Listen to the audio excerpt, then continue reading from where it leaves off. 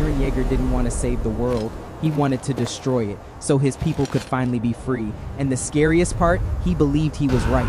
From the moment Eren Yeager opens his eyes to the world, freedom is not a concept he learns, it is something he feels missing in his bones. While others inside the walls accept their lives as normal, Eren reacts with rage. He looks at the towering barriers not as protection but as proof of humiliation. To him, living without the right to see the world beyond them is no different from being livestock, bred to survive but never to choose. This instinctive rejection of confinement defines him long before he ever becomes a soldier, a titan, or a symbol of terror. Freedom is not a goal, Eren develops later. It is the lens through which he understands existence itself. What makes Eren different is not just that he wants freedom, but that he cannot tolerate its absence. Where most people adapt, Eren revolts internally. He is restless, angry, and deeply uncomfortable with compromise. Even as a child, his words are extreme, his emotions unfiltered. He doesn't romanticize the outside world as a place of beauty. He sees it as proof that life should be larger than what he has been allowed to experience. The walls feel like an insult, a constant reminder that someone else decided how small his life should be. This is why his hatred for Titans is so pure in the beginning. They are the living symbol of stolen freedom, creatures that force humanity to hide and shrink. When tragedy strikes and the illusion of safety collapses, Eren's desire for freedom hardens into obsession. His grief does not turn inward, it explodes outward. Instead of asking why this happened, he decides what must happen next. He vows not just to defeat the Titans, but to eradicate them completely. This promise is not born from strategy or heroism. It is born from rage at a world that dared to cage him. Even then, Eren's version of freedom is absolute. It is not enough to survive. It is not enough to be safer than before. Anything less than total liberation feels like surrender. As Eren grows, his understanding of freedom becomes more complex, but also more dangerous. He begins to realize that enemies are not just monsters outside the walls, but systems, histories, and people who benefit from others being confined. Freedom, in his eyes, is never neutral. For someone to be free, someone else must lose power.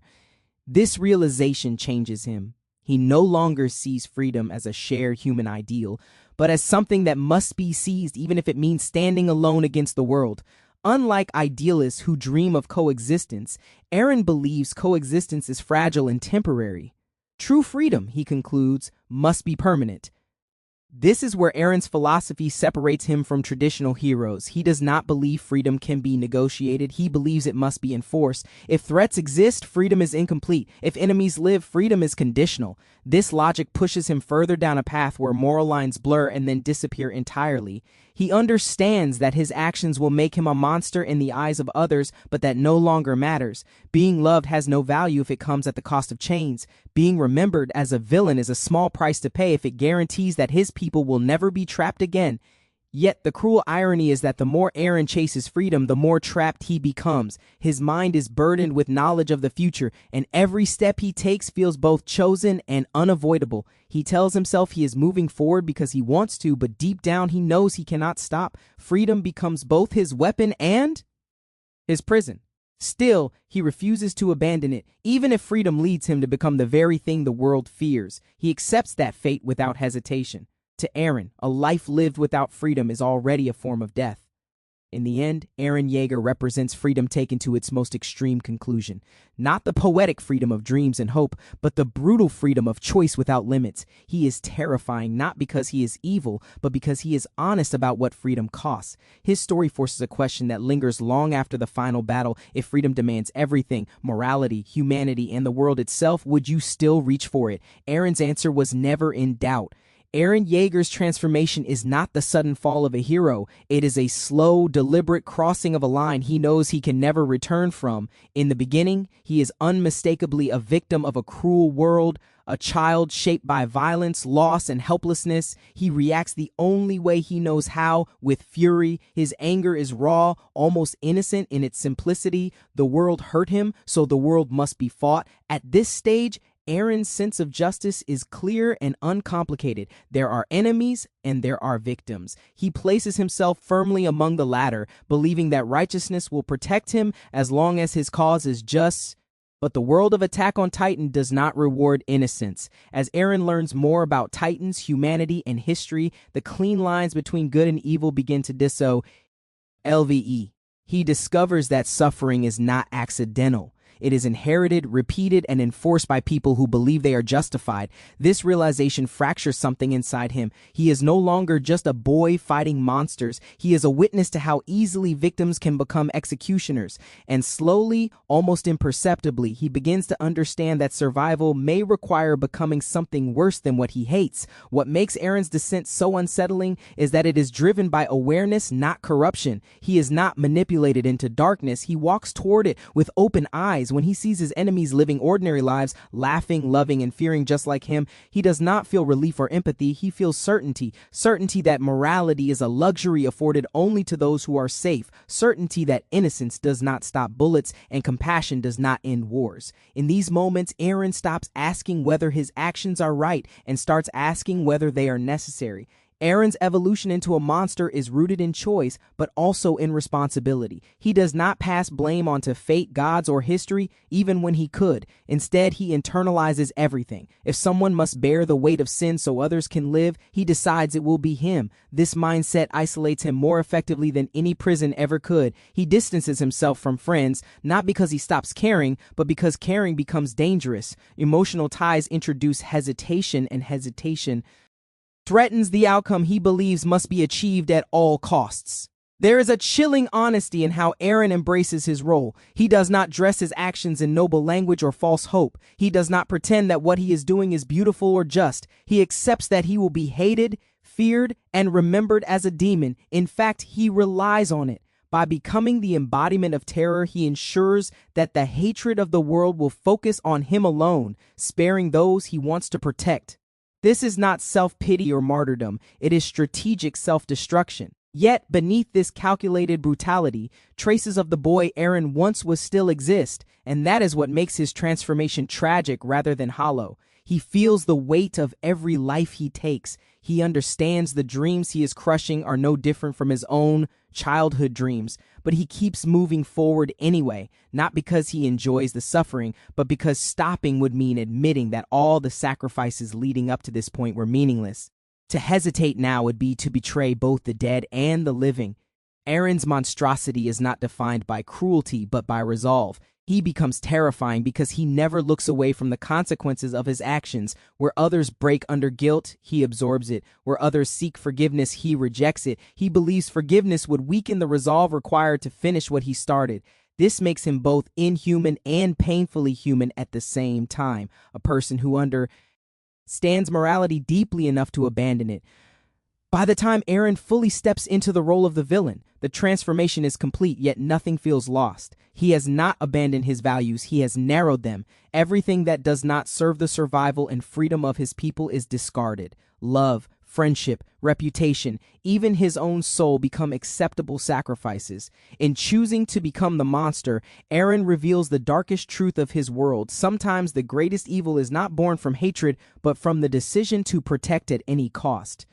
Eren Yeager does not fall into darkness. He chooses it, carries it, and walks forward beneath its weight, knowing full well that history will never forgive him, and he accepts that outcome without regret. Eren Yeager's greatest burden is not the power he wields, but the knowledge that comes with it. When he inherits the attack titan and later unlocks its true nature, time itself ceases to move in a straight line for him. Past, present, and future collapse into a single, overwhelming awareness. He does not merely remember history or imagine what is to come, he experiences it. Moments that have not yet occurred feel as real and unchangeable as memories from childhood. This fractures his sense of agency, trapping him in a reality where choice and inevitability become indistinguishable. At first, this awareness feels like clarity. Eren believes that by seeing what lies ahead, he can understand the world more completely than anyone else. But clarity quickly turns into suffocation. Knowing the future does not grant him the power to rewrite it. Instead, it chains him to it. Every decision he makes feels preordained, as though he is walking a path that has already been carved into stone. He moves forward not with the excitement of discovery, but with the dread of recognition, watching events unfold exactly as he already knows they will. This is where the cruel paradox of Eren's existence emerges. He is the one making the choices, yet those choices feel forced by knowledge he cannot unlearn. When he acts, he does so because he believes he must, but that belief itself originates from the future he has already seen. He becomes both the author and the prisoner of his own story. The more he tries to assert his will, the more he confirms the very fate he wishes to escape. Freedom, the value he cherishes above all else, becomes something he cannot fully possess. Eren's relationship with time isolates him in ways no physical wall ever could. He cannot explain his decisions without revealing truths that would shatter others. He cannot seek comfort from those who live moment to moment because they cannot comprehend the weight of carrying tomorrow's tragedies in today's heart. Even his silences are heavy with meaning. He watches his friends laugh, argue, and dream, all while knowing exactly how and when those moments will end. This knowledge forces him into emotional solitude, where every interaction is haunted by inevitability. Yet Eren does not collapse under this burden. Instead, he rationalizes it. If the future is fixed, then perhaps his role is not to resist it, but to ensure it unfolds in the way that protects those he loves.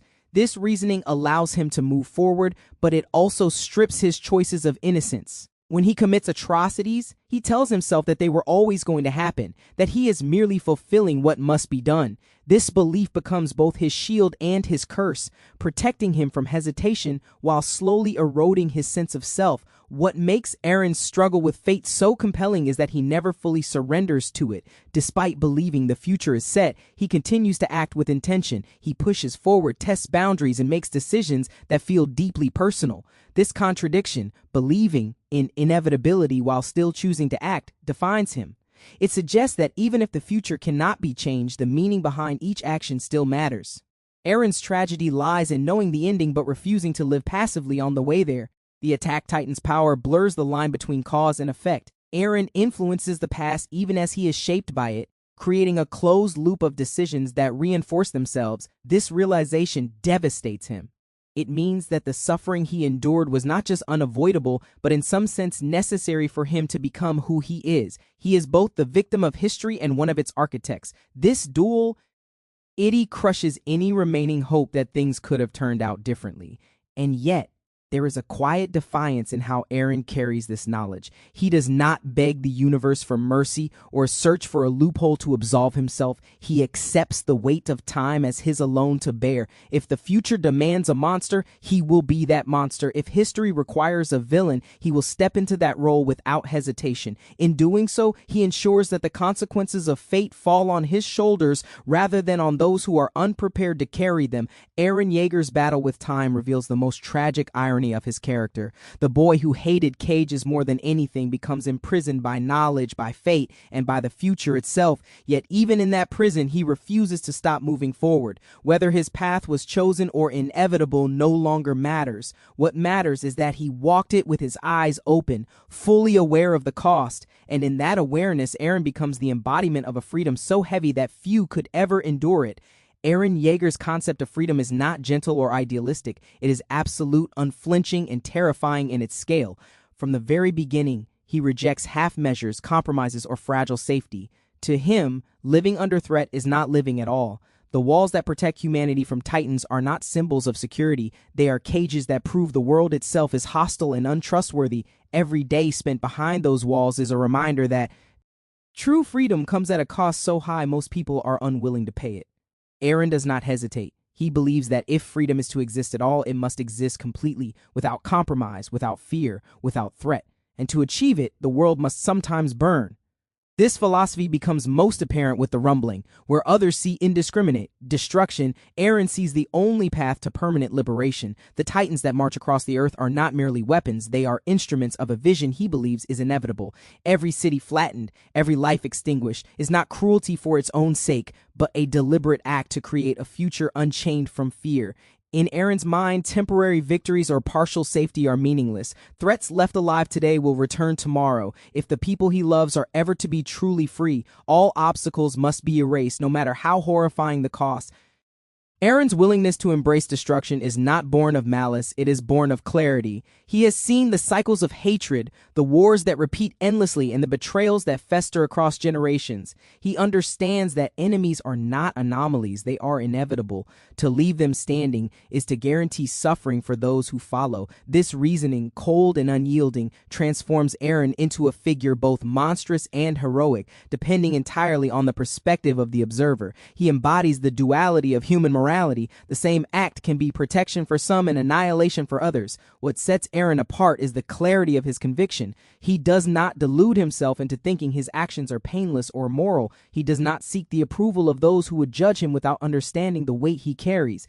Eren accepts fully that freedom taken to this extreme demands sacrifice, the lives of innocents, the love of friends, the chance to be remembered as a hero. He walks willingly into the role of villain because he knows that only by becoming the monster can he deliver the world from the chains that would otherwise persist forever. In his eyes, morality is not an obstacle, it is a luxury, and the world he envisions cannot afford it. The brilliance and terror of Eren's vision lie in its simplicity. Most people dream of freedom, but they do not understand what freedom costs. For Eren, freedom is not negotiable, and the path to it is neither safe nor kind. He is willing to bear every burden, to shoulder every hate, and to endure the solitude of being despised because he knows that the alternative, the world living under fear, is unacceptable. In this way, Eren becomes more than a soldier, more than a Titan shifter. He becomes an idea made flesh, a manifestation of a principle taken to its ultimate extreme. Yet even as he acts, there is an undercurrent of tragedy. Eren does not enjoy the destruction he causes.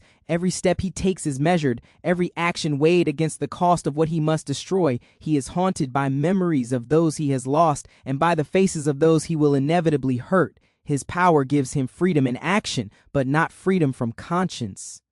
The loneliness that comes from understanding what must be done is absolute, and it is a burden he carries in silence. His humanity is not erased, it is sharpened into a tool of resolve. In the end, Eren's journey asks the most difficult question: is freedom worth the unimaginable cost of destruction? He answers with conviction that it is. He accepts the weight of history, of life, and of morality itself, placing them on his shoulders so that others may walk unchained. This willingness to become both hero and villain, to embody hope and terror at the same time, defines him as one of the most complex and compelling figures in anime history. Eren Yeager does not simply seek freedom. He embodies the terrifying truth that ultimate freedom cannot exist without ultimate sacrifice, and in that truth, he becomes unforgettable.